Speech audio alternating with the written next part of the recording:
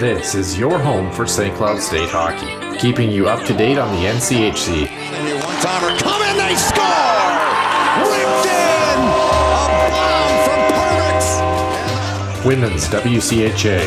So Dana Rasmussen fires and she scores! Dana Rasmussen for the Huskies alongside The National Hockey League. Kaprizov in for a chance to win it! He scores! Kirill, the thrill is for real! Welcome to the NHL, a game winner! And everything from the state of hockey. St. Cloud Cathedral is now 42.6 seconds away from wrapping up the school's first ever title. Welcome to the Huskies Warming House Podcast Den.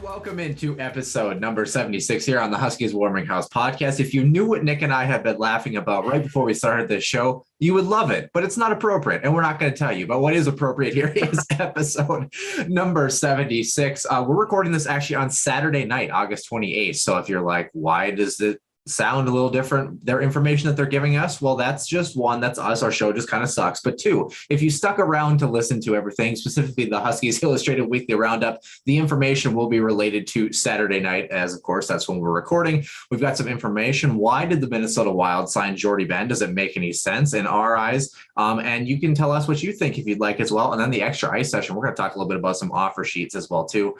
You won't want to miss it. And Mr. Maxon, let's get started here with Center Ice View News and Notes and the Huskies Illustrated Weekly Roundup. Center Ice View News and Notes. Center Ice View provides you with the best coverage of St. Cloud State Huskies hockey, from game notes, recaps, photos, and more. Go to centericeview.com.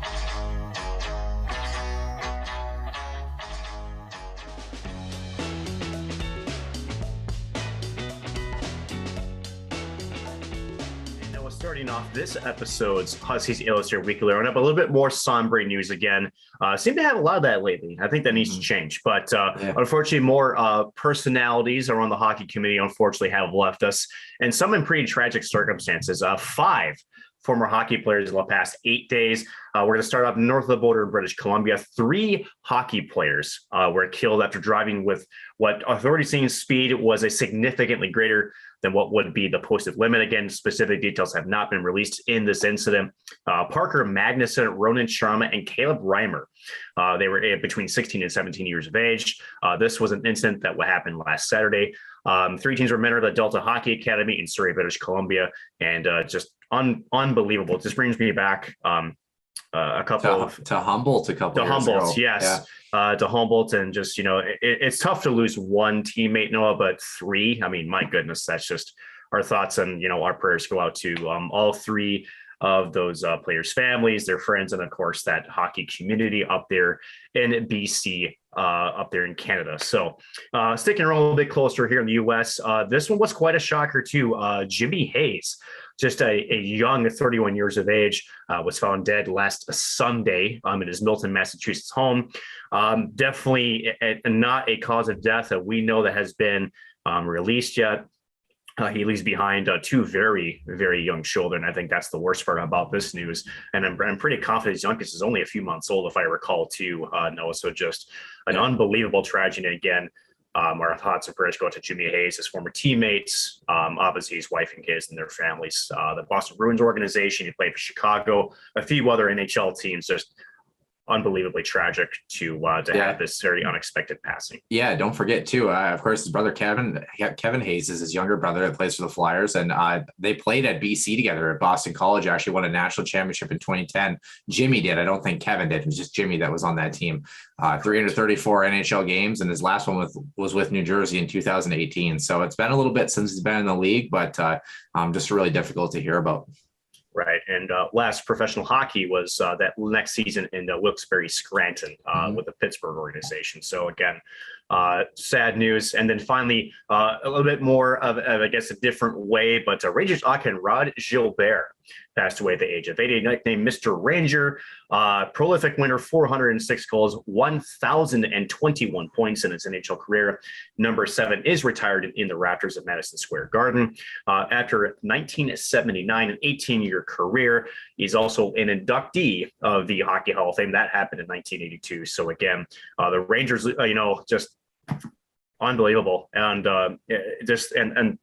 the personality of Rod Gilbert, I remember seeing a couple of storylines on social media about Rod Gilbert. There was one actual video where he's actually standing by himself, I believe, at Madison Square Garden. He had a jersey on, and there was a bunch of people approaching him. He just looked like a guy that anybody could really approach and just, grab a picture or have a chat. It just seemed to be a very big family man and just, a man of the people, you could say, Noah. So again, Rod Gilbert at the age of 80. Yeah, super impressive. His 406 goals and over 1,000 points, still club records even to this day for a Rangers organization that's had a pretty storied history as an original six franchise.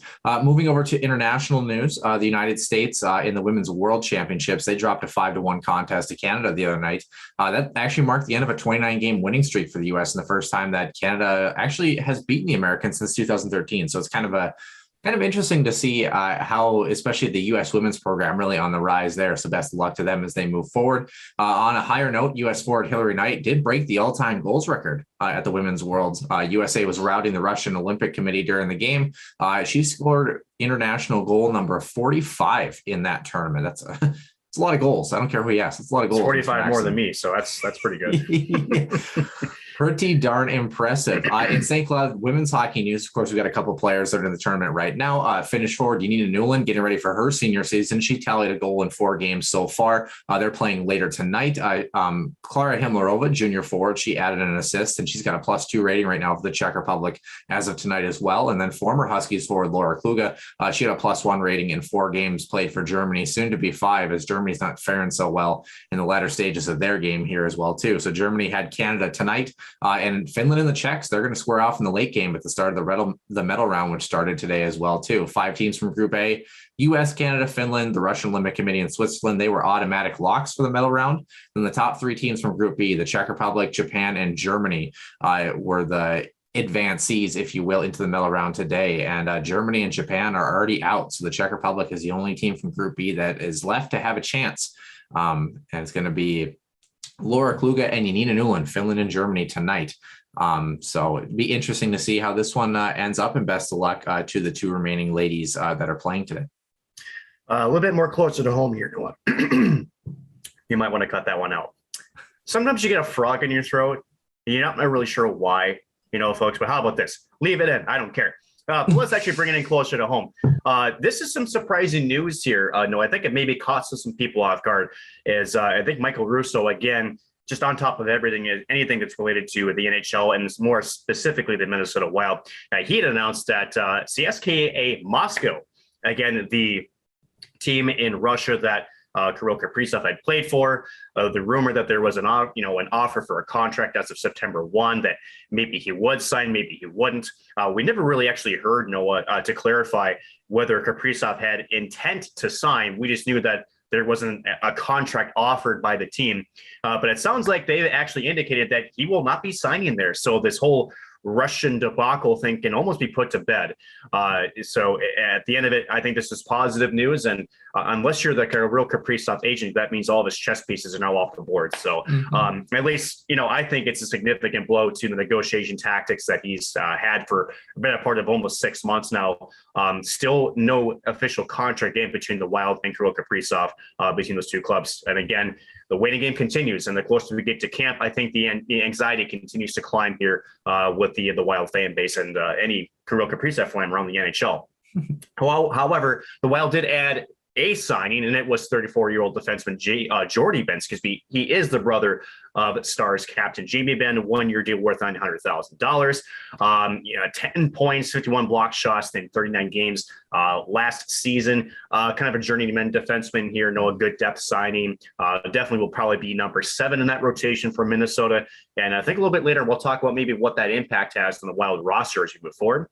But speaking of other NHL signings, because I have a couple more that have come forward, a couple of 8-year deals at $7.75 million. It was Philadelphia's Sean Couturier and Carolina's Andrei Svechnikov. Matching deals. Again, Svechnikov had 61 points and last year's shortened season, I think 56 games, so over a point per game for him. And then the Flyers adding some depth to them as well. Center Derek Brassard has signed a 1-year deal with Philadelphia. Calgary did finally get into a deal with restricted free agent Dylan Dubé, 3-year deal after a 22-point campaign at his age of 23. And then some news for Jack Eichel. We keep, wanting to know where the heck is this going. Maybe significant, maybe it's not. Jack Eichel has switched agents. No, he has dropped longtime agents Peter Fish and Peter Donatelli, and has now got the big dog in house. He's got Pat Brisson of CAA Hockey. Again, some noteworthy clients of Pat Brisson: Sidney Crosby, Nathan McKinnon, Anjay Kopitar, Patrick Kane, and John Tavares, just to name a few. And you kind of wonder, if this is going to move the needle. It may not. Sometimes, you put a new voice and you got to wonder what he may have to offer. And maybe, does the relationship with Buffalo, maybe they want to, kind of rekindle that, or are they really trying to get finality to get him out of Buffalo? Yet to be seen, but kind of an interesting move here by Jack Eichel to get a new player agent to represent him.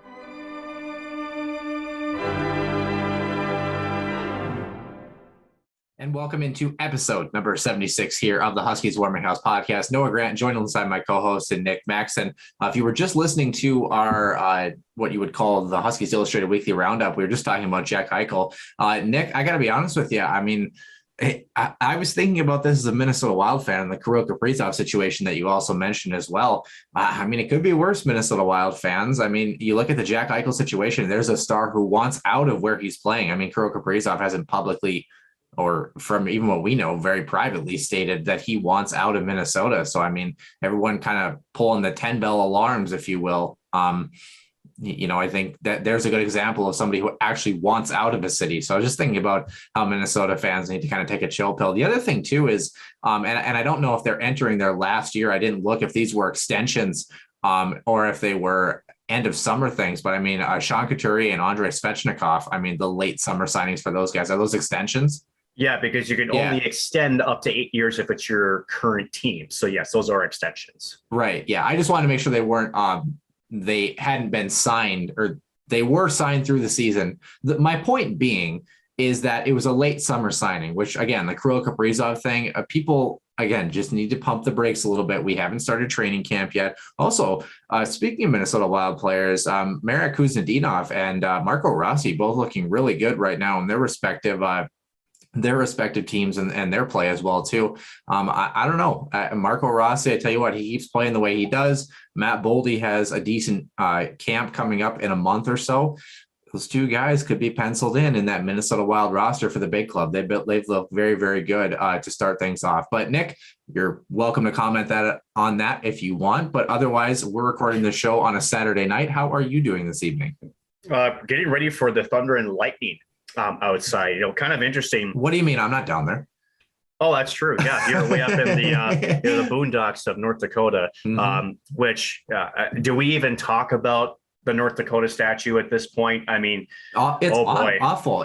I know the news report didn't report what was written on there. I don't know if you got to see what was written on there. I'm not gonna announce what was written on there, but it was like that. It is the most UND-esque thing to write on that. I didn't see what was written, but it does. I mean, regardless of what was written, right? The fact that it was there, a week, and the vandalism, and you kind of wonder, Noah, and I get that, here in this country, there's different beliefs, there's free speech, there's all this, big stirring pot of different, I guess, idealisms and whatnot. I guess my question for UND and for UND fans are, at one point it's when do you take that next step forward, right? And I know that the Fighting Sioux were a namesake for a long time, and it's been changed now for almost a decade now. Yeah, I think it was 2013. I believe, or 2012. Yeah. So it's been some time. I guess the only question I would have is, at what point, do we sort of just say it's just a name? And I get it. There's history there. I understand, and people are welcome to comment and blast me. I don't really care at this point, but it's the vandalism on that statue is telling to where that fan base is still at. And I get it. It's one thing to be hooked on a name for historical purposes or whatnot. It's another thing to go and to vandalize a statue that's supposed to represent a new step forward. And it's unfortunate to see. You kind of hope that I guess we continue to take steps forward. But with that being said, Noah, I do want to comment a little bit on the Kaprizov and the Jack Eichel situation. Yeah. It's interesting because we have training camp coming up, and I think there's been a lot of he said, she said, between Eichel's camp and the Buffalo Sabres, right? It's been very, very clear that they're very much divided, between the two sides right now. However, here's what I will say. I think the biggest telling point would be, does Jack Eichel show up for training camp?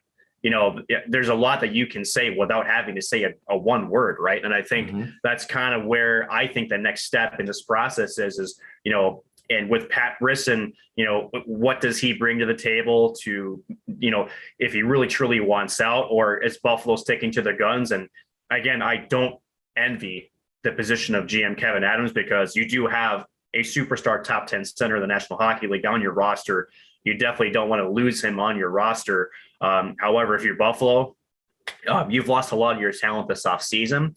But that also means that if you are going to trade him, you need to make sure that you get fair market value return for him. And it's really unfortunate. We talk about the Minnesota Wild and, buying out Zach Parise and Ryan Suter and the cap hell. Unfortunately, that's going to create starting next season and for 3 seasons thereafter.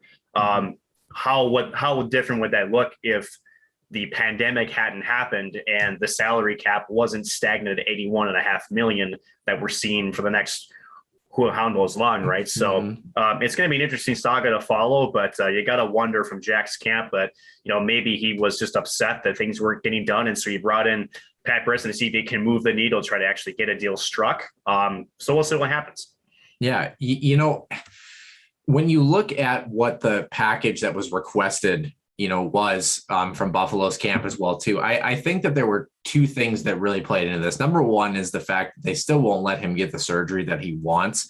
And on top of that, they didn't release his medical records, essentially like a couple of teams had hoped. I think if you let him get the surgery that he wants to get, and 2, I think if you're a little more forthcoming with, yes, he had this neck injury, yes, this is the surgery he's going to get, but yes, this procedure, is X, Y, and Z, I think teams would have been more comfortable. And then I think knowing that, I think it was essentially 2 NHL ready players and 2 prospects was kind of, or somewhere around there with draft picks and such were kind of the assets that were asked for. I think if you drop one of those, specifically maybe one of the prospects or one of the NHL ready players, I think that the asking price becomes a little bit more reasonable. But now Buffalo's really put themselves in a spot where they are going to have a hard time moving the player. And the other thing is too, nobody has to take Jack Eichel. Jack Eichel has 5 years left. He's going to lose that. He's going to lose the ability to move anywhere, essentially, with the no trade clause. Obviously that, Eichel can waive that at any time if Buffalo finds a deal that's suitable to him. But really, the Buffalo Sabres have been handcuffed by Jack Eichel, and the Buffalo Sabres have been handcuffed by the Buffalo Sabres. And likewise, Jack Eichel's been handcuffed by the entire process too. It's just a messy deal.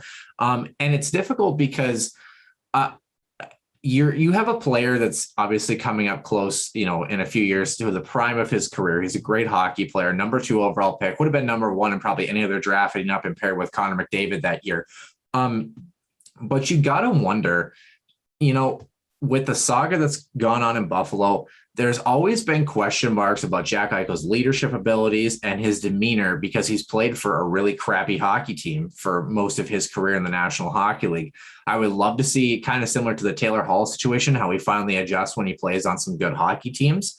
But at the same time, I think if this drags on potentially for the next 5 years, I mean, how old will Jack be at that point? maybe in his 30s, if I'm not mistaken. And that's where it's like, you're kind of even if you get a guy that you sign to a 10-year deal or whatever it is, or 10 years, whatever it is, you want to get the best out of him and have him be the most productive and content that he can be. And we're not seeing that from Jack. And I think it just really hinders what could be the prime of a player's career in the end. Obviously, this, like I said, the Sabres don't have to do anything with him, but it's really tough to see because you only get one kick at the can to play in the National Hockey League, whether you're a top 10 center or you play 2 games in the league. So the other thing I wanted to add to, by the way, on the North Dakota piece really quickly, regarding the vandalism, again, what was written, it didn't really have a whole lot of reference actually to the Fighting Sioux nickname, but I thought it was interesting how the vandalism transpired into all the news articles talking about how this is still Fighting Sioux country, the name still this and that. So you're totally right in that respect that, we even took something that the vandalism and what it said really didn't have a whole lot to do with it. And it still turned into that issue. So UND, they have plenty of things to figure out, to put it lightly. One thing they had figured out, though, was how to put a good hockey team together. I'll tell you that much. So for what it's worth, I mean, again, you just, it's an open platform here in the United States. Everybody's entitled to their opinions and their values, their beliefs. Just don't vandalize property. Yeah, that's all it is. At the end of it, it doesn't really do anything. So you can vandalize our executive office. We'll give you free reign to do that. There you go. Ahead. Yeah. If you can find it. I was going to say, have fun finding it. Yeah. So, Noah, let's talk about one other thing. Just because I wanted to comment on Kaprizov too. I do find it surprising slightly that CSKA Moscow would actually make that announcement. Because normally I was going to say good on them in some respects for being like, hey, Minnesota, like you have this kid's an NHL talent, do your thing, like get it done, Right.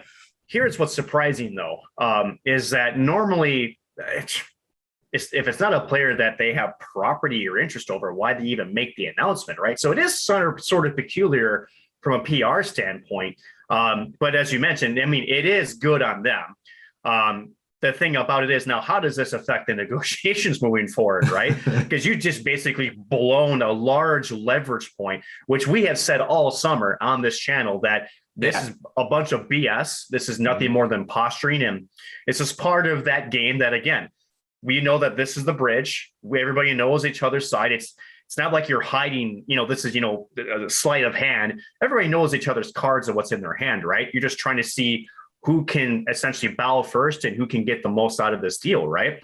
Well, now with this announcement, you kind of have to wonder how the agent for Kaprizov is going to actually do moving forward, right? Because a lot of it is, and Michael Russo actually had, if you listen to one of his podcasts with Anthony Lopanto, they were talking about how Kirill Kaprizov, is 24, and maybe that essentially the premise of this segment on their show was, the one thing about how these negotiations are kind of, he's souring the fan base because I think what Kirill Kaprizov, and this is my opinion, right? And I think it's shared amongst a lot of folks who know the situation well, is I don't really think Kirill Kaprizov has had any input in this at all. Honestly, I think it's been like, he's my agent. This is your job. Go take care of it. I'm just going to focus on training and, taking my summer and, going to have a buddy's wedding. I think for him, it's been very hands off, to be honest with you.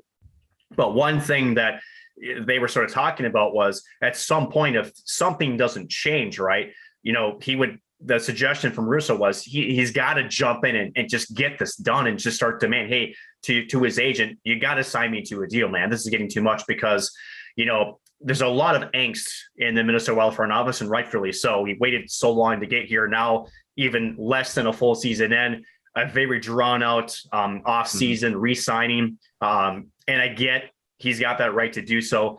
But you're souring relations not only with the front office, but you also saw a relationship with the fan base too. Yeah. And that's important, right? It's a double-edged sword. It reminds me really of the William Nylander situation, and it's going to end one of two ways. You're going to sign the kid to a deal, or at worst trade him or not be able to sign him, which would be terrible, but never mind that.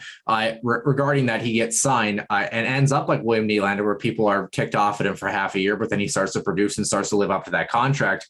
Or you're going to have the other direction where it's going to be a Jack Eichel 2.0, if you will, and be a really nasty breakup between a hockey team that's hopefully trying to get better and a player that has some serious all-world potential. It could be very painful for Minnesota, or best case scenario, they get him signed. We forget about it in 5 years because he puts up more points than Connor McDavid. I don't know. Right. And I think, honestly, from, again, just dissecting this whole negotiation, I don't see it that way. I do think that, again, I've been confident since day one that they will get a deal done. But now things have changed a little bit. Yeah. And I'm kind of wondering, my question to you is, what if you're Kirill Kaprizov's agent, Theophanis, now with a large part of what you're trying to hold on for leverage is now off of your hands. Now what do you do if you're really trying to take this firm stance that, give me everything up front, or I'm going that way? Well, now your safety net's gone. So now what do you do? Yeah, he's got one card up his sleeve, and it's not an ace. I'll tell you that much. It's probably I would say it's like a 10, 10 or maybe a jack. And that's essentially seeing if Minnesota will hold out to the 11th hour and say, we got to get this kid signed before training camp because we don't want him to go through December. That's his last trick in the bag, to be honest with you.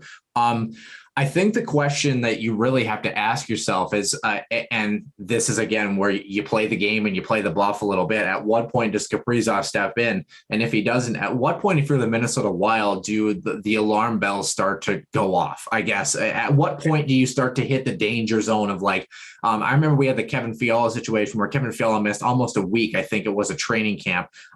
That's one thing. And even that is difficult, but I would say anything, that's on the tail end of, okay, this is all right scenario, provided the contract isn't absolutely ludicrous and he lives up to the contract. Anything beyond that is where the danger zone really starts to get opened up. So I'm trying to remember, do you remember the start of when training camp or players have to report?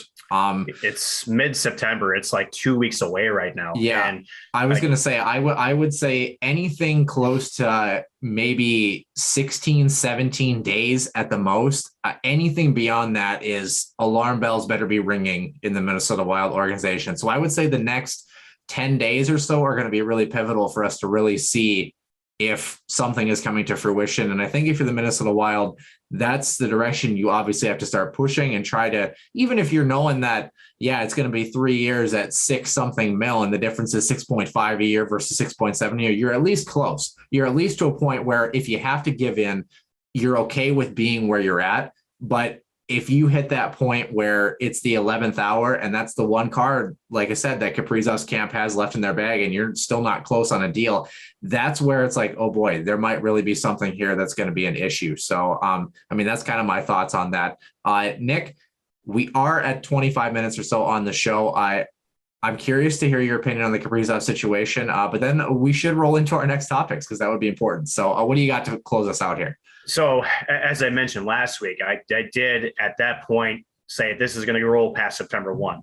Now that sort of, faux timestamp or deadline, it's almost irrelevant at this point, right? I think now what's relevant is training camp and then regular season start, right? So, again, I'm with you on this. I think that, now that this so-called threat is off the table, you kind of wonder, is that enough to break the seal for these negotiations, right? And again, does Kaprizov himself get involved? If he is, from all accounts, from what we've heard from reporting and from very trusted reporting sources, right? He plans on being here. He plans on being in the state. And maybe that's part of it too. Maybe you call both of them in the office, you maybe have them, maybe a sip of whiskey or a beer or vodka, if that's what Kaprizov likes to drink, who knows, right? Yeah. But in all seriousness, you kind of say, hey guys, we got to get this figured out, right? Just trying to have, I think as long as there's been communication between two parties, I think at any point something can snap, right? It's when, if you were ever hearing reports to Billings, like, well, I haven't talked to him in so long, that kind of deal, that's when you should be worried, because that means they're not even wanting to talk at this point, right? That's kind of what it feels like with the Jack Eichel and Buffalo Sabres are kind of bad, is that they almost have written the final chapter of that relationship already in the book. Whereas I think here there's been, again, as you mentioned, just the continuation of, we know that some at some point one ice pick's got to fall. I do think one significant one has just done that.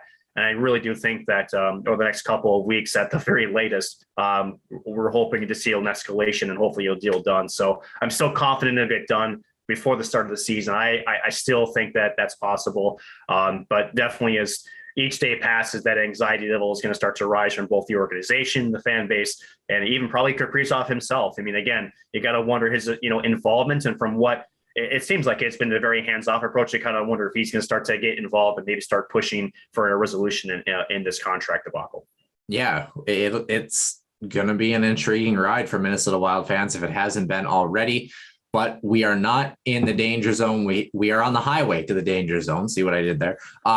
But we're not in Top Gun territory quite yet. So let's just all take a deep breath. We got a couple more weeks, and then once we hit that point, if after next week's show start to feel a little uneasy, and if we're still talking about how he doesn't have a contract in episode number 78, there's a problem at that point. I would say that's fair to go through there. Speaking of things that aren't a problem, as we transition into a couple of topics here, very quickly, first, our trivia question, a guy who doesn't have a problem stopping a puck anyway, as long as he gets the first one of the day, that's David Rennick. And he was the subject of our trivia question this earlier today, actually. He has 6,615 minutes in a men's hockey sweater and 2,664 total saves. Who is the one player that David Rennick has yet to catch in both goaltending categories, and what years did this player play for St. Cloud State? Seawalker 952 was our winner. Nick, do you have any idea who is the goaltender that Rennick has to catch? I saw the name. I don't remember the name, so I apologize. But it was mid-90s, and it was 3,500 stops exactly. Yeah, 3,500 saves, 7,665 minutes. And granted, this is over 4 years. David Rennick has an extra year. Granted, he split, his earlier times with the Huskies, but still, Brian Leitza, that's one heck of a workload for that Huskies group. And that was when St. Cloud was really starting to kind of grow, kind of the tail end of the Matt Cullen years, moving into those teams in the late 90s, early 2000s. And that was really when the program really started to gain traction under Craig Dahl. So, and Brian Leitza was a big part of that. And if you haven't gotten a chance to check out his story and his journey over the past couple of years, it's well worth your time as well for some St. Cloud hockey history. We're probably going to stick, I would say, about at 45 minutes before we transition to the extra ice session. We do have a quick little 2-minute topic I want to get to before we talk about Jordy Bendick. Can you quickly fill the listeners in on some news that we also have in the college hockey world about Alaska Anchorage and the Seawolves program? Yeah, some encouraging news. Again, we talked about this. I think was it this last spring? That was when the news first broke that the university was looking to again disband the Alaska Anchorage hockey team. And you had that very nice looking jersey hung up over here. It's green, so you can't see it because it's a green screen. But at the end of it, a very storied program, a program that Gophers fans for sure around the Twin Cities are very familiar with, as being a former WCHA opponent. But they had a goal to raise $3 million in order to save that school. And I believe they have 2 days left and they're $300,000 short of it. So they are very, very close to doing so. But again, Noah, you hate to take a high note, but also have a reality check. Alabama Huntsville, RIT, they're still left with, there's two parts of the equation, right? That's, do we have the money? By now, how do we fix the logistical problem of how can we sustain it, right? Yeah. So it sounds like Huntsville still kind of in the loop of finding the conference. From what I understand, RIT, its last little bit was they would not play this upcoming season because, again, they want to try to find the logistical and, again, trying to secure themselves into a conference. So, again, this is only, I guess one part of the journey here for Alaska Anchorage. It is encouraging as long as they hit that goal. But then, again, the real work comes in this. Now, how do you solve probably the absolutely worst travel schedule that any college hockey team could have? So it's encouraging news. I'm glad to see it, but part one of many still to come to save that hockey team.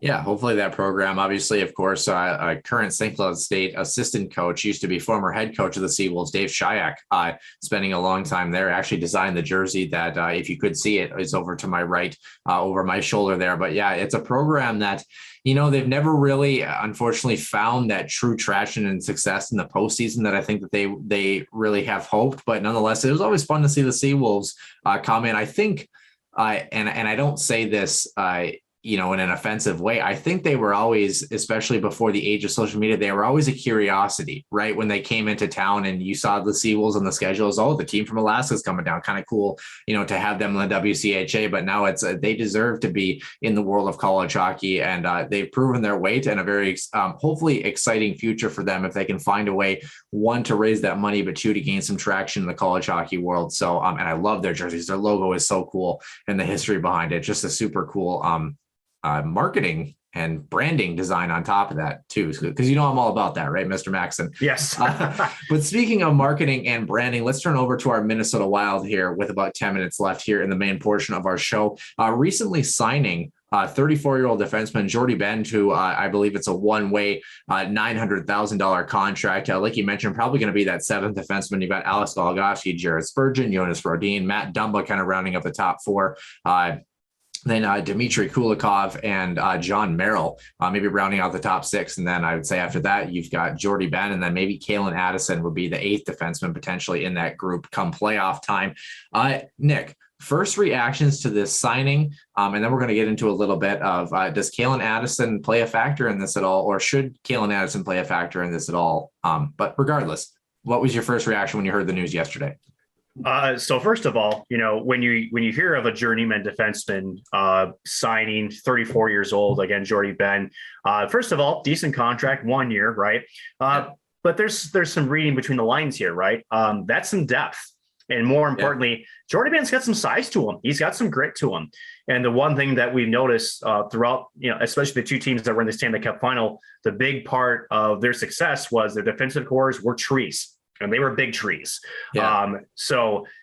Bigger defensive core that could still skate. Again, Jordy Benn is not the most flashy guy. He's definitely more that stay back defenseman, but he's a guy that can be physical. He can be kind of feisty in front of the net, which I think Minnesota Wild do need some injection of.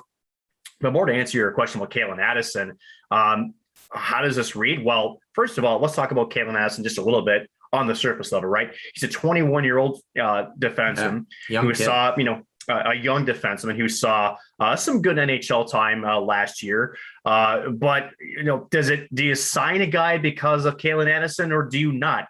It's kind of both. I mean, if you think about it, Noah, right? So first of all, let's talk about the developmental process a little bit, right? So for Kalen Addison at 21 years of age, and for anybody, I mean, let's even take Matt Boldy. Matt Boldy come over from Boston College. After the Huskies knocked him out and ended his college career, he signs, and goes to the American Hockey League. And, he had to adjust a little bit, but then he started to play very, very well, right? But he had ice time. He was on the power play. He saw, great. He saw some special teams playing the PK. So he was able to get lots of ice time, lots of exposure in different situations. He's able to adjust to the AHL lifestyle. Kalen Addison, he spent pretty much all last season in the American Hockey League and the season before that. So he's had that there. But again, he's 21 years of age. Number two, it's not a knock on him because Jared Spurgeon, for a guy that's 5'9" and 5'10", plays like he's sometimes 6'4", just how he plays the game, right? Very intelligent player. Reminds me a lot of how Nick Lidstrom used to play. Doesn't have to throw a body check to be effective. So correct. But his body positioning he's always in the right spot when he needed to be, right? Kalen Addison is not quite the same player as Jared Spurgeon. I think Kalen Addison's more towards a Matt Dumba in terms of being more that offensive defenseman. Can play a little bit physical, but man, in the playoffs, he was getting run a little bit. And nothing that's anything wrong with that. But you look at that, and obviously when Bill Guerin is assessing, the team, and he's making these changes this offseason, and he says, I got to get bigger. I got to get probably stronger in my back end. And maybe the impact of this also for Kalen, he goes, he looks good, but I also think he needs more time to develop too, right? And that's possible, right? And that's not a knock on any hockey player. But for a guy that's only 21 years of age, he's got a very, very high ceiling. And maybe, we see a lot of these defensemen that he brought on 1-year deals. Maybe it's a 1 year where you say, hey, you know what? Maybe the conversation with Kalen is, granted, he could easily earn his spot in training camp. There's nothing that says that he can't, right? Yeah. But I think what these signings do is it, first of all, creates competition, which is always a good thing, right? You always want competition to push a young defenseman, right? Number two, what's to say that Bill Guerin is going to stick by his guns? And as you mentioned, the top 7, including Jordy Bennett, that's going to be the NHL roster. And maybe it's Ben and John Merrill or somebody that's rotating as the healthy scratch, right? But I think what you say to Calen Addison is, you know what?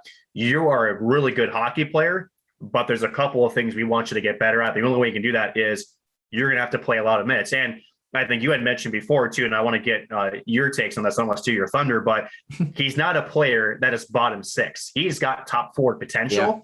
Yeah. And if you want him to play top 4 style, top 4 minutes, well, he's got to get that icing. He's got to get into the lineup in that spot. Right now with Goligoski, Brodin, Dumba, and Spurgeon, he's not going to get that right now. And again, I just don't think for him as the player that he currently is, and more so for the player that we know he could be, as his ceiling is, I think, much higher. I put him in a bottom 2 role and only getting 10, 11 minutes a night. I don't think that's really good for his development, honestly. But again, training camp, it's a battle. He may go in and he may steal a job somewhere, or even more so, guess what? I can guarantee you this. Injuries happen, right? So maybe Goligoski goes down. Maybe Dumba goes down for an extended period of time. Maybe there's an opportunity there, but you got to wonder on paper, Noah, does Calen Addison, unless he wins a job out of training camp, to me, I think it's written kind of in between lines that he's probably going to spend the majority of his time down in Iowa for the season as we start.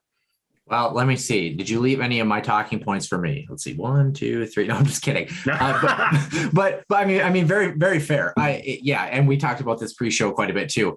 The one thing I think when you look at not Calen Addison, why can't I think of his name? We just signed him yesterday. Yeah, thank you, Jordy Ben. I wish it was Jamie Ben, but it's fine. Jordy Ben it is. Jordy Ben honestly reminds me of the poor man's Dmitry Kulikov, and Dmitry Kulikov is a poor man in general as it is. But I mean, he is a guy who plays the same way, those hard, heavy physical minutes. You said it exactly, and we talked about it in the pre-show. A guy like Calen Addison, especially at 21 years old, who is trying to get used to playing with men and big guys on top of that, he's not a guy who fits the mold of a Jordy Ben, 51 block shots in 39 games, a guy who's going to play hard, heavy physical minutes. Another good comparison to that is Ian Cole. Ian Cole's a little bit more skilled than those guys, but again, the same play style too. And people say, why you pay $2.5 million for a guy like Ian Cole? Because Ian Cole is a guy that you can slot anywhere in your bottom 3 in your lineup, and he's going to play that way, and you know exactly what you're going to get out of him. When you look at the Jordy Ben signing, if anything, I think it's a stopgap for injuries or things like that. Or, if John Merrill doesn't play well, Dmitry Kulikov maybe doesn't adjust. I think if you end up seeing Calen Addison in a Minnesota Wild sweater, there's 2 things that are going to happen. One, it's going to be an injury at some point, unless he has an unreal camp, which not saying he won't. And it's going to be an injury that's potentially going to be in the top 4, going to be something where, or if Alex Goligoski somehow just doesn't make an adjustment with Minnesota, that maybe you give Addison a couple of looks and let Goligoski play some, bottom pairing minutes to maybe refine his game a little bit as well too. When you talk about the development process though, and you're exactly right. You need to give guys ice time. Defensemen generally take a little bit longer to kind of marinate, if you will. He's only 21 years old. Most defensemen don't really hit that peak till 24, 25 years old before they really make that jump into the National Hockey League. And the worst thing you can do, we're going to talk about it about a specific player right now in our extra ice session. The worst thing you can do is rush a guy in his development and push him into a situation which maybe he's not going to be successful, or maybe, not going to become the player he was if he would have continued to develop and gain some more confidence in that level. You think about the AHL. I know a lot of people don't follow the AHL, but it's a jungle down there. Finding your way to be able to play in the AHL is a really good feeder ground for the NHL, and for good reason, because there isn't the structure and the calmness, if you will, that there is in the National Hockey League. Just the difference between the AHL is there's a real disparity between your top 6 and your bottom 6, your top 4 and your bottom 2 on the defensive side as well too. So that's where, if you have some time with the puck, if you're a power play specialist down there, that year of development, all things considered, isn't going to mean that much for him in a Wild sweater, but it could mean a ton in terms of his development. So Calen Addison does factor into this a little bit, but simply because I think Addison's place was somewhat already written in stone, provided he has a great training camp or barring injury as it was. The other comment that I've heard quite a bit too, one, why do we need a guy like Jordy Ben? Exactly that. Injury and depth. Number two, if anyone, I swear to God, if anyone brings up Brendan Menell again about the fact that we signed Jordy Ben to a $900,000 deal, I will have none of it. Okay, because one, Jordy Ben didn't complain about his contract. Number two, Jordy Ben knew what his role was. Number three, the only reason Jordy Ben got a one-way deal is because of his age. Okay, we got to get off the Brendan Menell train. Okay, he doesn't play for the Minnesota Wild anymore. He declared he didn't want to play for the Minnesota Wild when his asking price did not match someone with 5 games played in the National Hockey League. Please stop bringing him up anytime we sign someone, especially a defenseman. This signing is such a low risk, high reward thing for Minnesota. I shouldn't say high reward. It's not like Jordy Ben's going to go out and put up 25 points, but similar to the Alex Goligoski situation, explain the risk to me on a 1-year deal in a team that's about to enter cap hell.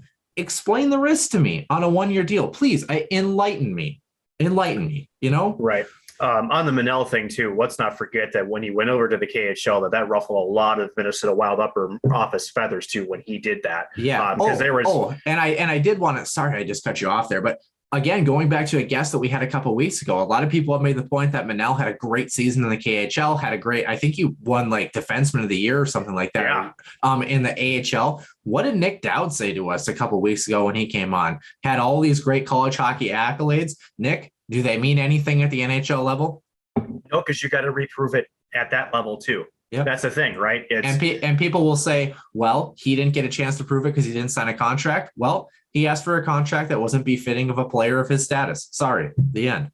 And, it's funny because, again, the big controversy was one way versus two-way. He ends up signing in Toronto and it was a two-way deal. So, and again, well, and here's the thing too, and as a player, right, there's something to be said there. There's a player that's got confidence in this game, right? Now, whether that confidence is accurate or if it's overzealous is, we can debate that, right? Because as you know, any player that's looking to get to the National Hockey League, they're just looking for ice time, right? However they can get it on some nights, right? And with Brendan Menell going over the KHL, granted, that style of hockey over there is much more conducive to offense than it is to defense. So let's put that caveat there too. In Toronto, I'm going to pick on Toronto, but they haven't been known as the most defensively structured team the last 5 or 20 years. I'm not sure which one it is, but at the end of it, I respect a player who's really trying to get to the NHL. I really do. I mean, that's so I understand. But however, when you come over and you're making these, again, unrealistic contract demands for obviously a front office that didn't see it clearly, here at the end of it, he moved on, the Wild moved on, and we'll see what he does in Toronto. Now we've all got to move on. A perfect example for Brendan Menell right now, Nico Sturm, great example. Guy who was unsigned coming out of college, worked his nuts off, and here he is now making $2.1 million a year or whatever it is with this new contract. I mean, that's exactly how you have to do it. At the NHL level, you talked about playing with confidence. Most of those players have been the top guy in their respective tier and have earned their way to the top. And usually you have to be a confident hockey player to be able to play in those upper levels, but you also have to understand your role and understand what is given versus what is earned. People go back and say, oh, Kirill Kaprizov, only 55 games played. Why is he getting these massive contract offers? Because the Minnesota Wild have seen the product in the ice at the NHL level and project what he can be relative to the player he is now. You don't get that opportunity if you screw yourself over in contract negotiations before the ball even gets rolling. So not only that too, when you talk about Kaprizov, we could talk about scouts and everything else, but there's a consensus around what Kaprizov brings to the table. Yeah. I don't think it takes a trained scout to know what the Minnesota Wild are when he's on the ice. It's no different than Connor McDavid. In fact, I'll make this comparison. Everybody knows when they get Connor McDavid, no one's going to tell you that he's not the number one or not number two player in the world right now. He just is that good. There's no discrepancy there. However, when you get past the team's top 3, maybe even top 6 in their forward group, now you're going to have scouts that got different opinions on people. So that's why a play like, maybe let's just say Nick Dowd. And again, this is not an exact reflection of Nick Dowd, right? But one scout might say, hey, in college, he had great scoring ability. He's got a great shot. He's deceptive with the puck. But that team's head coach is like, well, I haven't seen that. I see the guy that's gritty, that can play really well in the penalty kill. I can match him up with this, with my opposing, team's top offensive guys, so he can shut them down. So that's great and all, but I haven't seen that here, right? So, and that's the difference in the NHL too. between the AHL. Just a quick sub point there too, Noah, which is, you talk about the discrepancy in talents, but also it's what discrepancy in mistakes too. In the NHL, one mistake, you pretty much pay for every single mistake in the National Hockey League, whereas the American Hockey League in sub leagues below that, maybe there's some things you can kind of get away with. So again, that's the difference between these leagues. And that's why, people imagine that, the difference between the AHL and the NHL are pretty close. In reality, they're much further apart than what you think. Yeah, and Nick Dowd actually said it himself. You also talk about having to adjust and find out where you can stick as well. Nick Dowd, all those things that scout number one mentioned might very well be applicable to Nick Dowd, especially at the college level, the AHL level. But he's not beating out Nick Backstrom. He's not beating out Kuznetsov. He's got a challenge with Lars Eller there, so he's got to change the way he plays the game. And part of that is understanding. I mean, Nick Dowd, great example, going into a contract here, right? Has to have another big year for him to, take that next step, hopefully in a capital sweater or stay in the National Hockey League. That's not a reflection on who he is as a person or a player. That's just the business. And Brendan Menell didn't even allow himself to get his foot in the door because he hampered himself with contract negotiations. So I'm over it. I'm over hearing about Brendan Menell. So please don't bring him up. I like the Jordy Ben signing. If anything, it's a stopgap for the Minnesota Wild, a decent depth signing. And hopefully the Wild find a way to grow. And if Kalen Addison is in a Minnesota Wild sweater, that means good things are coming on the back end for the Minnesota Wild defensive pipeline as well, too. So, we just need to get number 97 signed. That's that's the bottom line. Mr. Maxon, do we have anything else to add here before we move on to our extra ice session? I don't think so. But this extra ice, though, is going to be pretty darn fun. I can't wait for this discussion. So please, if you are listening or you're watching, please stick around. I think you're really going to enjoy this segment. So if it doesn't go well and it's an absolute dumpster fire, can we say that you lied? Is that fair? Yeah, that's fair. All right. We're going to head on over to the potential dumpster fire or potential gold mine. We're going to find out here, the extra ice session here on the Huskies Warming House podcast.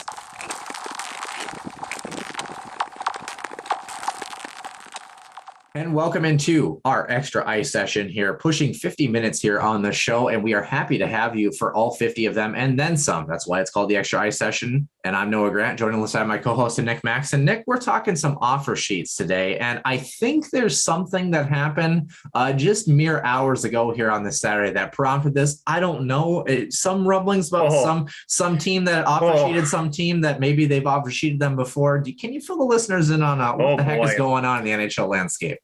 I will say this before I get into it. The NHL needs more of this drama. It's petty, and I'm all here for it. This is freaking fun. Okay, so for those who don't know, so an offer sheet for those who don't know and haven't followed hockey, right? When you're a restricted free agent, right? Exactly. Your team has got first rights to sign you, but also depending on your restricted free agent status, other teams can offer you a contract. The player may sign that contract, but the team has then 7 days to match that contract, so you retain your property essentially. Now, if the team and can you name one player in the National Hockey League that is a restricted free agent who doesn't fit that bill, that cannot be offered? Kaprizov. Yeah, Kaprizov cannot. Anyway. He's a 10.2 C. Yep. So he cannot be offer sheeted. But if you're an RFA, and that's just it, you can be offer sheeted. Mm-hmm. So let's rewind the clocks back. Was it 2 years ago? I think. Yeah, 2 years ago. And Mark Bergevin, the GM of the Montreal Canadiens, who honestly, sometimes I look at his hair, Noah, and I wonder, did he just stick his finger in a light socket? Like, what the hell is going on with this guy? And sometimes the decision he makes, I really think he shocks himself alive sometimes. But he decided to throw an offer sheet towards Sebastian Aho of the Carolina Hurricanes. Now, if it's in the rule book, right, Noah, why are we even talking about this? So, and I explained this to you a little bit before pre-show, right? Whereas offer sheets, they have been around for a while. The ability to do the offer sheet is not new, but there's been, when I talked to GMs in the past, and when you kind of understand that the offer sheet, there's kind of a gentleman agreement that you don't do it because you don't want to sour relationships. And to be fair, they're right, because if you're a GM, yeah, you need to sign players, but let's just say I'm having a great season. I want to trade for that player because I want his depth. But you offer sheeted a player down there. Now that open line of communication with that team is now gone, right? Well, now you're hampering yourself to do other business with other teams, right? So it's kind of seen as, a kind of a goofy move, if you want to call it, without using a different word. So it really hasn't been executed. Well, Mark Bergevin kind of started that trend a couple of years ago. Carolina matched that deal for Sebastian Aho. And now Tom Dundon of the Carolina Hurricanes, their GM, has decided to fire back. And oh my God, this is glorious. So The Carolina Hurricanes have offered a sheet to Jesperi Kotkaniemi, and that player has signed that deal. It's a 1-year, $6.1 million deal. Here's a fun little fact. The signing bonus is $20. For those of you who don't know, Sebastian Aho was number 20 on the Carolina Hurricanes. So, okay, a little bit of trolling there. And then on top of that, the Carolina Hurricanes first released this in French on Twitter. To the press release was essentially a dead copy of what Marc Bergevin said when he did send the offer sheet down to Sebastian Aho. So, oh my goodness. Noah, sometimes, in hockey and other sports, you want to get back at someone right away, but sometimes your head goes in, I'm going to pick my spot, what's going to really hurt them the most. It kind of feels like Tom Dutton is picking a spot here, and it is absolutely glorious. So that's where we're at. So again, when the Hurricanes announced it, that means the player has signed it. So now from today, the Montreal Canadiens have 7 days to match it. If they don't match it or they choose not to for whatever reason, Carolina would acquire Jesperi Kotkaniemi.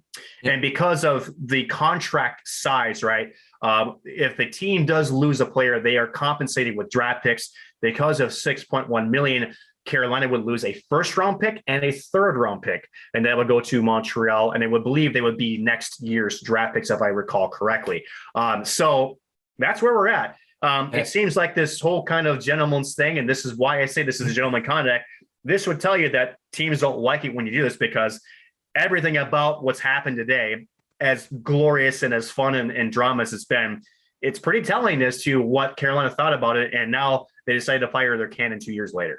Yeah, speaking of firing the cannon, I wasn't ignoring you. I was doing some quick research on my phone, like a pretend journalist does.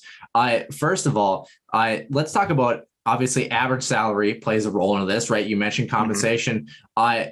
The lowest average salary in 2005, right now, the average salary right now is about just under $1.5 million. You know what the average salary in 2005 was? It's actually higher, if I recall, wasn't it? No, $660,000 was the average salary. Yeah, average salary for players. And I bring that up because that changes the tiers as well too. But let's do some offer sheet history here, Mr. Maxon. When was the first offer sheet actually completed in the National Hockey League? What year? Oh, I don't know.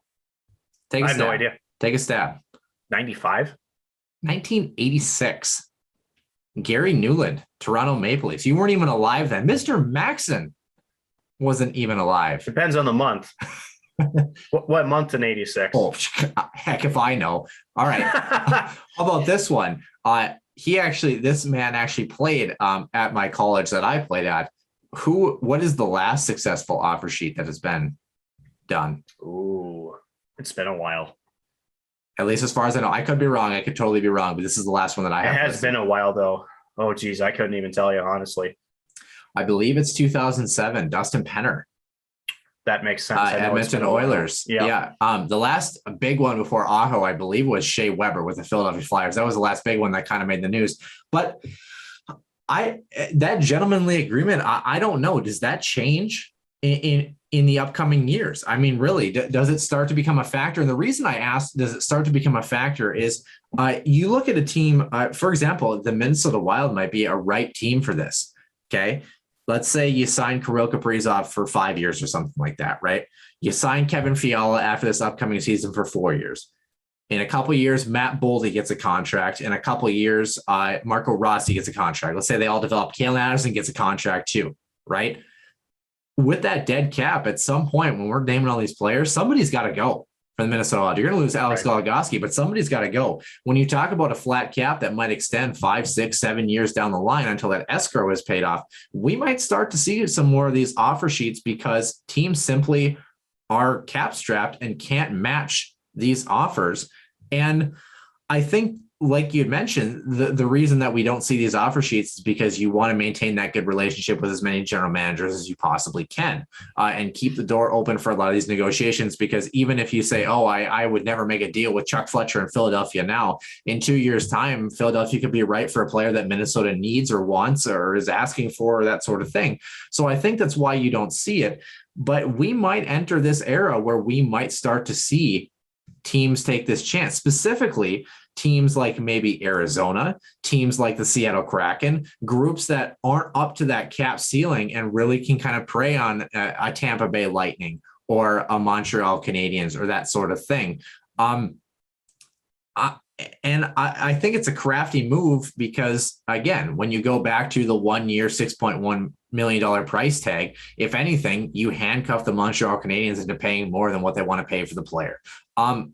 It's just a very savvy move. So, and that's the second part of this, right? Is that there's some chess here that's being done by the Carolina Hurricanes. Now, mind you, when Montreal offered Sebastian Aho, if I recall correctly, a couple of years ago, some of the contract negotiations had Aho over $7.5, maybe even $8 million a year. And I think they signed him for what, 6.5 or 7? Yeah. Sebastian Aho, you might have to do some checking on that. But at the end of it, they actually got a deal out of it. They were like, yeah, we'll match. So that was less than probably what we thought we were going to get, right? But as you mentioned, Jesperi Kotkaniemi, now mind you, this isn't a knock on the player's ability, right? But there's a player, what he brings, and there's the value assessed to that player, right? It means nothing that the player isn't good. He's in the National Hockey League, so he's good, right? By the way, 6.95 million AAV. 6.95. Okay. I thought it was under 7. So perfect. So, but here's what's interesting. Carolina has fired back and they've been better at this, right? So mind you, Jesperi Kotkaniemi, $6.1 million a year. No question that is over his market value. That's absolutely true. Yeah. Now, and he's signed it already from what I've read, right? Correct. When you announce it, that means he has signed it. You cannot make that announcement unless he has agreed to those terms. So, and I know you're getting to this point, but does Montreal match that offer? Here's what's interesting. So, because you could argue both teams could be strapped at this because number one, Carolina is over the cap right now. They're over by 2.5 million. So you add in Kotkaniemi's contract. Now you're 8.3 over the cap, or 8.6. I know Cap Friendly had a tweet earlier about if indeed Montreal either just says no or doesn't match it. But that's the issue, right? So that means Carolina would have to do some cap moving of their own, right? So that's one thing. So Montreal could look at it this way. Well, let's flip it back to the Montreal Canadiens. Yeah. So let's say. So here, I did find the tweet for you. The Canes currently have $4.57 million in projected cap space based on their roster of 22 players. That would tentatively put them about $1.52 million over the cap if Montreal does not match. So okay, yeah. So at that point, it straps them a little bit. But let's just say that Montreal does indeed match it. They want to keep their player. And I suppose I should have made this point earlier too, Noah, is that you don't see these offer sheets going to journeyman players. These are to young players that teams want to hang on to. And that's kind of why there's been this sort of gentlemanly agreement, because this rubs people the wrong way. It's like you're going after my star young forward or a younger forward that maybe got in the second round that's showing real promise and real development. And that's where these offer sheets is sort of like, pardon the French, it's a middle finger to a lot of GMs. That's kind of how it's received around that. So that's why we don't see these very often. But let's say Montreal does indeed match this, right? So they have $6.1 million that they have to pay that same player this year. He's still a restricted free agent because of his time served next year. And guess what? When you have a restricted free agent, your minimum salary offer is now $6.1 million. So it's not just this season, Noah, but it cascades into seasons after that. So it's a chess move because, again, now, as we mentioned before, a lot of teams, in fact, nearly half of the NHL is very much, within like $2 or $3 million of the cap ceiling, right? There's just not a lot of wiggle room there. And that's barring teams don't have any dead cap to begin with, right? Yeah. So, and the other piece of this, thank you for Cap Friendly for doing this, because I just pulled up the Canadiens page as well too. They are currently right now, they're 2.276 million over the cap. And should they sign him, they're at $8.376 million over the cap should they match. However, here's where Cap Friendly isn't telling you one thing, and that is that does not include Shea Weber's contract, or I think another contract that would go on long-term injured reserve. Yeah. So effectively, right now they would be okay. Yeah, right now they're at 2.5 LTIR, if I'm not mistaken. It's projected right now at 2.276. So right. So that there would be some relief there with Shea Weber. If projected, he would be on LTIR for this season. And granted, side move. Hope he actually plays hockey again. That's another sad story, but there's a little flexibility there. But it's interesting though. Their website has Shea Weber and Paul Byron both in there, but it doesn't but it doesn't make sense to me why it would be 2.276 because Shea Weber makes $7.8 million a year and Paul Byron makes 3.4. I don't think they're factoring those contracts in yet. I think it's something different. But either way, right? So this is a chess move, and no question, this is the shots return, right? There were shots fired by Marc Bergevin. This is Tom Doing going, yeah, I was waiting for the right time to do this, and here we go, right? So it's been great. Again, you got to give Carolina's communications team a lot of props for doing it in French and for really just, kind of just owning what they're doing. But yeah, no, for a lot of the hockey Brits, this is a middle finger right back to Marc Bergevin. That's exactly what this is. And we'll have to see what Marc Bergevin does here. Again, the ball is 100% in his court. Again, the deal is already done. Kasperi I keep saying Kasperi like Kasperi Kapanen. I'm not sure why. Yeah. Kasperi Kotkaniemi has a deal that's signed, which means in 7 days, if Montreal doesn't match it, he's going to Carolina. Yeah, and I gotta say, looking at this potential lineup, Sebastian Aho, Kotkaniemi, Jordan Staal, Vinny Trocheck, and Jordan Martinook are 5 guys that could play center in that lineup, and Martinook can play pretty much any position as well too as a couple of those other guys. This is a Carolina group that I know they really screwed up the Nedeljkovic. We got some wild names this offseason, don't we? But I know they messed that up, but they are kind of making amends, minus the Tony DeAngelo stuff. That's fair. But we're not going to get into that. I don't know. I kind of have a hard time in some respects believing that if Montreal believes that Paul Byron and Shea Weber come back after this season, that they maybe don't just take the compensation for this. Now, if they believe that Shea Weber is on his way out the door, they'd be fools not to re-sign him because it is a 1-year deal. Although, if they sign him to a 1-year deal, and like you said, he doesn't project to be the player who is a 3rd overall pick that he hasn't so far. He's a good hockey player, but not a 3rd overall pick the way that he's played so far. Kind of rushed a little bit in development so far. Like you mentioned, the minimum offer that has to be made is $6.1 million, and Montreal's thinking to look to the future. It's a very, very savvy move by Carolina. And it's funny because this still isn't the most difficult and confusing situation that Marc Bergevin will have made this summer, but it's inching up there. It's interesting too when you look at, again, you talk about the roster and Montreal, they're kind of a tweener team, aren't they? They've got, some players that are definitely on, over the hump, if you want to call it. They've got some really good young players. Cole Caulfield, again, Ryan Paling, a former St. Cloud guy, got his 2-year extension. Yeah. How about his contract too, by the way, one-way deal in year 2, maybe in year 2, he's going to factor into that long-term plan potentially. So, and it sounds like it. And I think before he had his wrist injury, there was a lot of talk that they would call him up and he would have been playing for them in the playoffs, had he been healthy, because he was leading. I think he still did. I think he was leading them in scoring. So, I mean, Ryan Paling, I think his progression has been good. And I do think he's actually going to make this roster coming out of camp here for Montreal. I just think that with some of the losses they experienced in Montreal, I think that opens the door for Ryan Paling. That's a separate issue. I hear that Cole Caulfield was a great stopgap, though. Right, they did. exactly. They did make isn't it kind of weird that they made a cup final? It still kind of blows my mind that happened. But I mean, that was fun. It's kind of fun to see that Cinderella story. We saw that with LA in 2012, right? Mm-hmm. Essentially like the 8th place team in the West, and they really caught fire towards the end of the year, and they steamrolled people. It was like, what? Nobody could stop this team. Yeah. So, and for Marc Bergevin too, and this is where St. Cloud in Montreal, even with this logo, they've got a similar taste in their mouth right now. They got to the final step, right? But they fell just short, right? So you got to know Marc Bergevin is probably biting his tongue a little bit. He's probably, fidgety. He's like, what do I do here, right? Because, again, you're losing. The loss of Shea Weber is going to be really tough to replace in the back end. Losing, I'm trying to think of Paul Byron, that was huge down the middle. I can't believe that they let that happen. But anyway, at the end of it, you want to get right back there, right?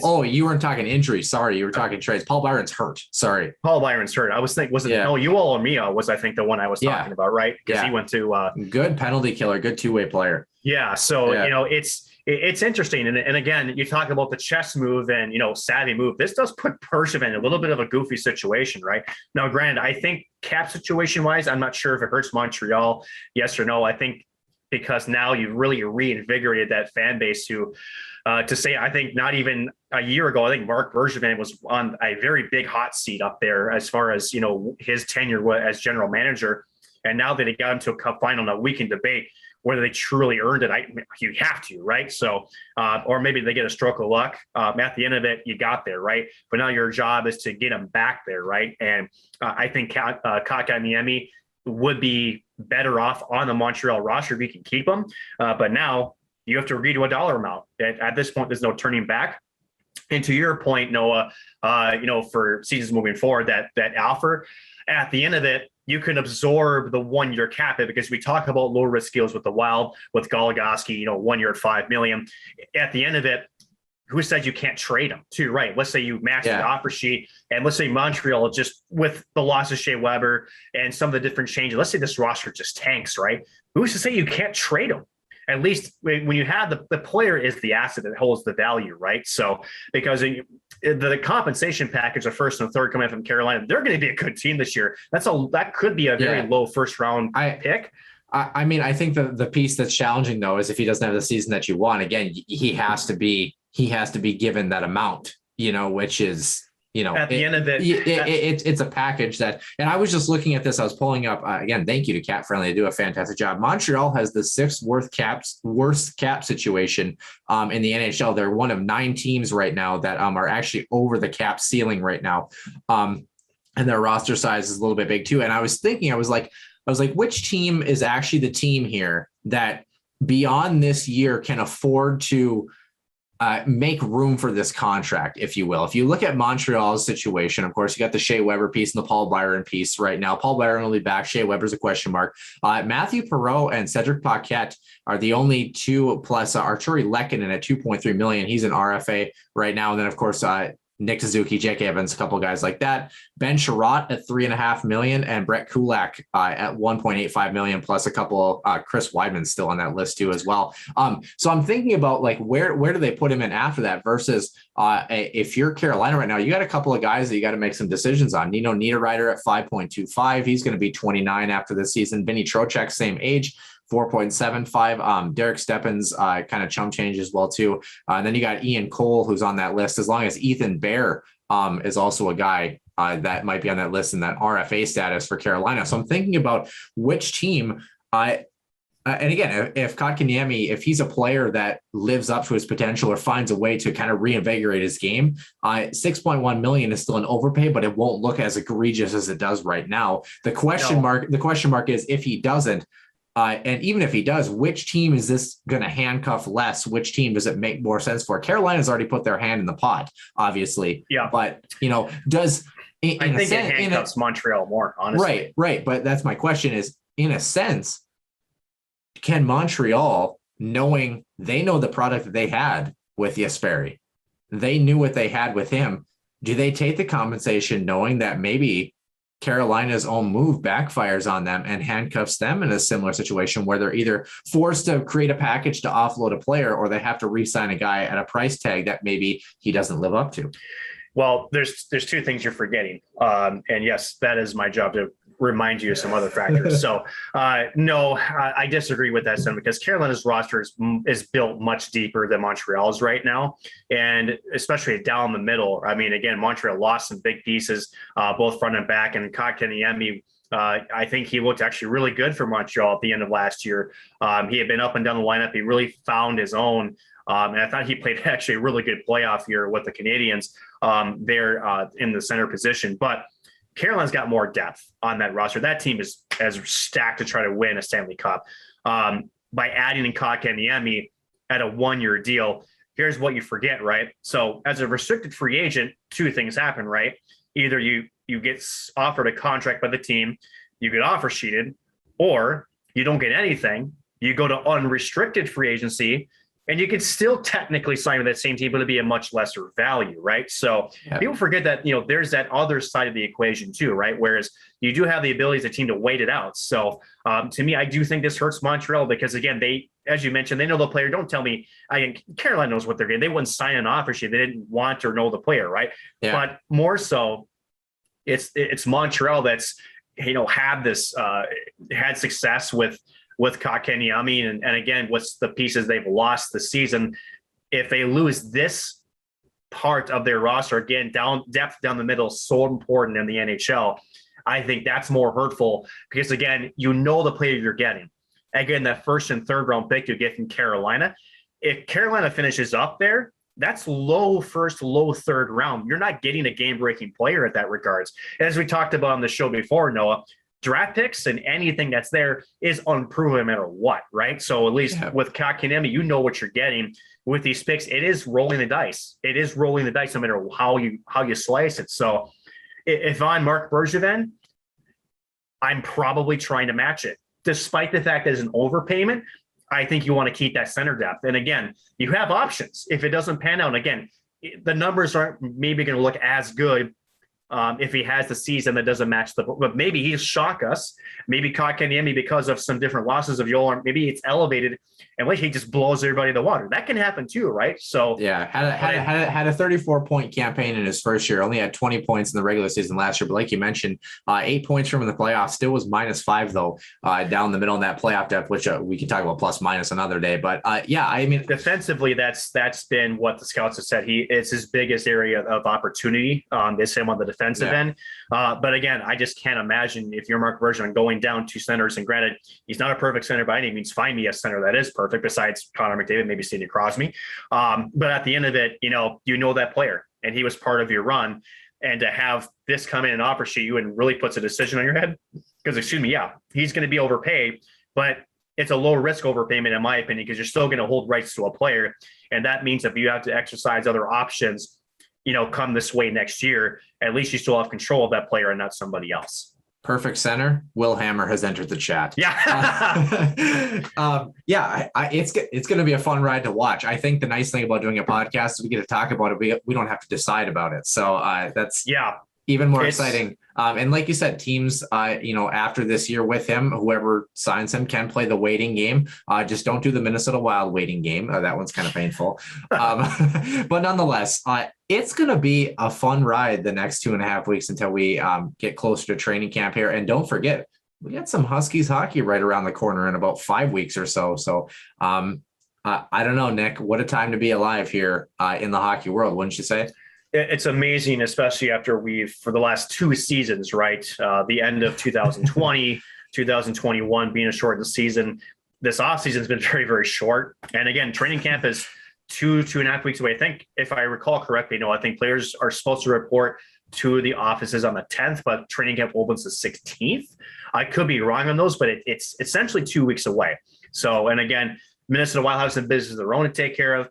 Now Montreal has got some business to take care of. And I'm going to be very curious, and if it hasn't happened already, what the response is going to be from Marc Bergevin and the Montreal Canadiens with the signing. It's going to be a fun story to watch and develop because, again, there's 2 outcomes. Either they match it or they don't. Yeah, let's see. I've got some key dates here. It's September 18th to 21st is that NHL Prospect Showcase in Tampa. Training camp begins mid to late September, and the 28th is the preseason. First start of the preseason. 1 month from today. Yeah. I was gonna look at you in the math skills. I know, right? Speaking of math, before we close out the show here, you brought up a point that I was thinking about when we started this podcast in February at the tail end of the 2019-20 season. Is that correct? Correct. Yeah. Yes. And would you ever in your wildest dreams have imagined when we started that little podcast? I remember the day when we came in and we did the show, and it was like 90 minutes or something like that. And we just rambled. We just talked for 90 minutes in the studio, didn't know what it was going to be, that we would go through a pandemic. We would go through 2 shortened seasons. We would have this superstar Kaprizov come in and do this wild contract negotiations, a flat cap. Like, These guys end up in the national championship game. Yeah. I mean, my goodness. I mean, it's been a fun ride, right? I mean, that's the thing about pro sports. It's got its ups, it's got its downs, and it just you have to be willing to ride both sides, right? And you have to understand that there's going to be some things that are very fun, like these guys are going to be fun again this year, and then there's also a side of things that aren't so fun, but that's part of what makes each extreme, you could say, each side of that, unique in its own way, right? I think the thing that I would throw out and posit to fans, because I know Huskies Nation gets a little into it, and it's good. It's good to be a super fan, and Minnesota Wild fans too. I would say, in my limited experience, over 20 years in the game, and especially as a player too, take a deep breath when you're watching the game on the couch. Take a deep breath, enjoy the ride, enjoy the opportunity. Because if you go in and you expect to sweep CC and you lose 4-1 on Friday night, it doesn't mean that the world is falling down. It doesn't mean that St. Cloud should disband their hockey program. Just take a deep breath and just enjoy the ride and enjoy the ups and downs of a hockey season. And a team that last year showed us it doesn't take an offensive juggernaut to make it to the highest game in the season. So no. And speaking of CC, their new arena looks really, really nice for those in it from, I guess, at World Broadmoor, which was their previous arena. That was, from what I understand, very much off campus, or this one's right on campus. It's a short walk away.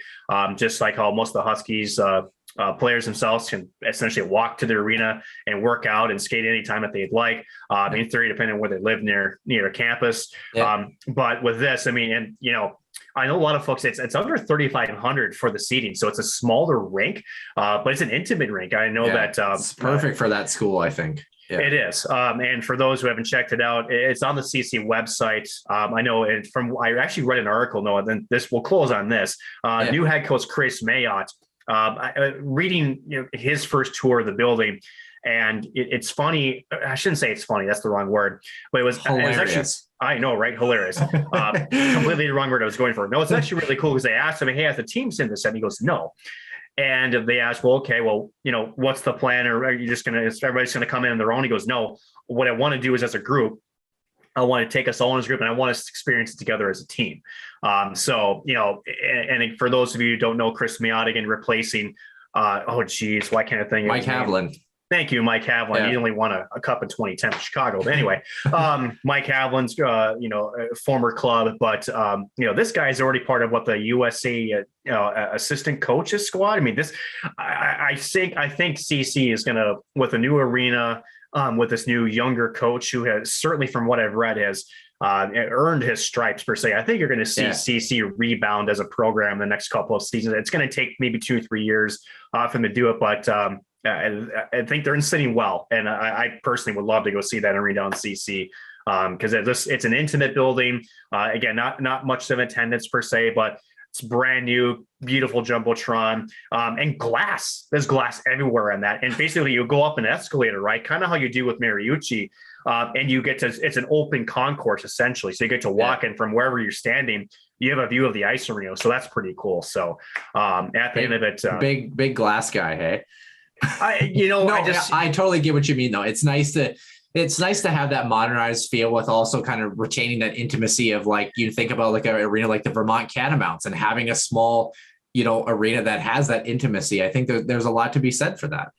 And here's the problem, though, as we've seen with the NHL's Winter Class Extended Stadium Series, the sun's kind of the enemy of ice, whether there's glass in it or not. So I was kind of looking to see if they had, like, I know the Eichel Energy even has that on the west side of the building. They actually have drapes that they can close so it won't allow sunlight to hit the ice. It's just the radiation from the sun rays that can mess with the ice surface. And I haven't seen that. It's also kind of annoying as a player, too, that when you're playing in the middle of the day, like if you have the sun that's coming directly, like especially through like later in the day, if it's coming through that west end at the Eichel Energy Center, having that come through, it can kind of be distracting sometimes too as well. Oh, but yeah. You find it funny. I'm going to say I find it interesting because that's our cliche phrases there. You also brought up the 2010 Chicago Blackhawks. If you wanted to check out our episode on that, we did an episode about their Chicago investigation, a little bit of not so lighthearted thing, but a good little show a couple of weeks ago as well too. We got so much happening in the hockey world. It just never seems to slow down. And of course we're hitting fall, we're hitting spooky season, as the kids say.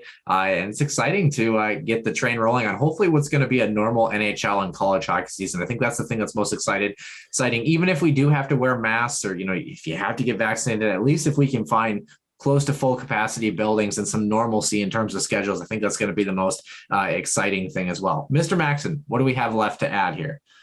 That's really it. Again, we're on the home stretch here of the off season. In a couple of days, it's going to be September, which I cannot believe, honestly, that it's been September. Or it's going to be September. Wake me up when September ends. Thank you, Green Day. But at the end of it, seriously, that means the hockey seasons, both for the pro, the minors, again, and college hockey. These guys, they're coming around the corner. So I know they just had their open practice just yesterday, I believe, up there at the MAC. I believe they planned a couple more of those. I'm not 100% sure. And again, we're still waiting on confirmation on the supposed red versus black scrimmage that should be taking place the weekend prior to the series against St. Thomas, getting them christened into Division I hockey. By the way, as you said, it never ends. It never will. We're going to start wrapping things up here, Noah, as we continue to approach season, which is now not that far away. In 1 month, we'll be pretty much there. Yeah. Open practices for sure. Go see your Huskies. If you can get into the Herberg National Hockey Center during the season, go to those games. I saw our friend Sid Wolf at the open practice the other day, as well as a couple other people we know. A lot of fun to see the boys back on the ice. We sat down with Jack Peart this past week. Check out that interview as well. And of course, we're going to have Brett Larson on right before the Huskies play St. Thomas in about 5.5 weeks or so as well. You're not going to want to miss any of it. And of course, we're going to have episode number 77 coming up to you next Sunday as well. We'll see you soon here in the Den.